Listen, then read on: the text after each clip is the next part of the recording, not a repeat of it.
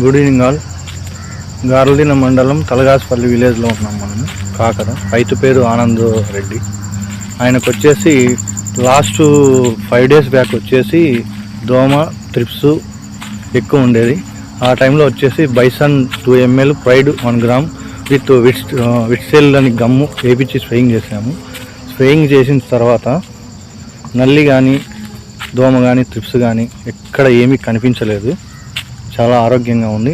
And flowering తక్కువ ఉంది అని అన్నాడు ఆయన అన్న తర్వాత మేము డ్రిప్కి వచ్చేసి ఐస్టీల్ ఎకరాకు 1 లీటర్ వాడించాము. వాడిన తర్వాత చాలా బల్క్గా వచ్చేసింది. కాపు రావడం కానీ ఫ్లవరింగ్ సెట్ కానీ పైరు గ్రీన్ కానీ హెల్తీగా ఉండడం కానీ అన్నీ జరిగాయి. చూడండి, ఈరోజు దాదాపు 3 టన్నులు పీకాడు ఆయన. చూడండి.